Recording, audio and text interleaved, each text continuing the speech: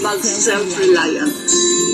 Kaya, inisip ko, ginamit ko, hindi lang akong pag-iisip kung hindi ang akong puso. Paano tulungan itong nahihirapan sa Pilipinas.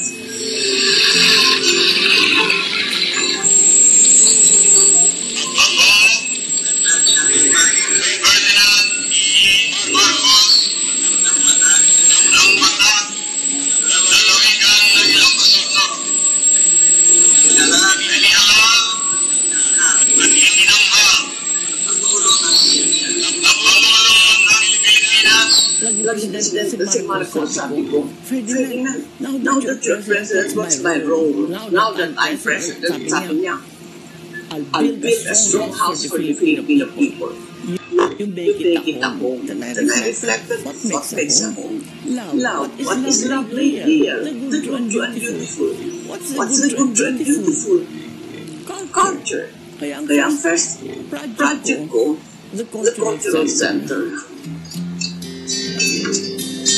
First year o second year pa lang ako first lady, dumating si Rockefeller at New York. Siya ang kasama ng kanilang Metropolitan Opera House. Yung pagpunta niya dito, ituro siya dito, tingnan ng Pilipinas.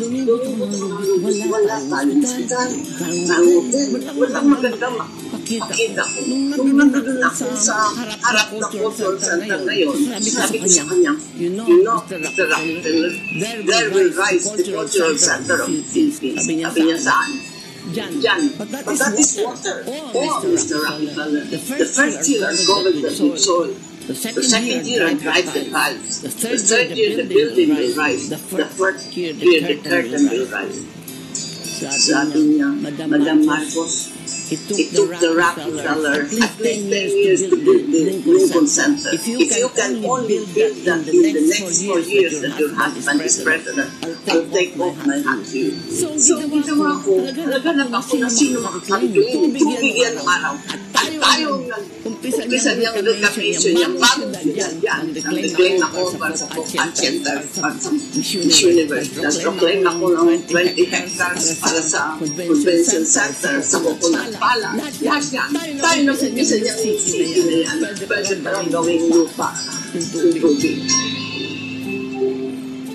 Pagtayo ng Cultural Center, hindi pa tapos ang first term ni Marcos, in-invite ko na si President Reagan to inaugurate the Cultural Center. Iniimbita ko si Rockefeller. Sabi niya, masyado akong impressed. Sabi niya, speechless. Mahihiya akong pumunta doon na tinanong ko pa ikaw at hindi ako maliwala na magagawa ko na within the 4 years that Marcos was president.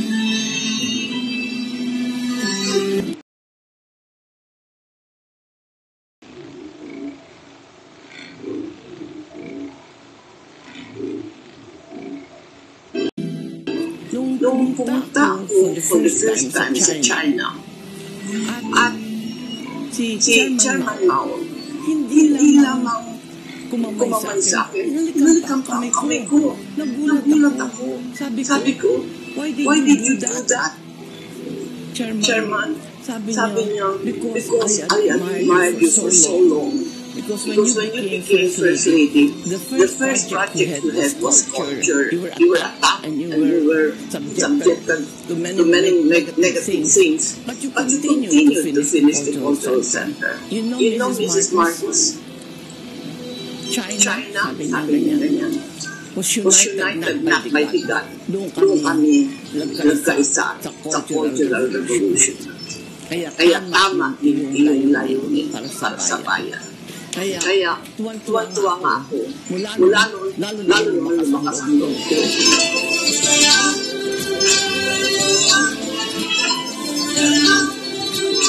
Nung ako inutusan ng Sir ang pangunguyang pumunta ko sa iba't ibang bayan, ang ginamit talaga po. Kaya ang madala ko, mga sumasayaw, kumakanta, mga magagandang mga suot, lahat. Sa dami-dami kong pinuntahan sa mundo.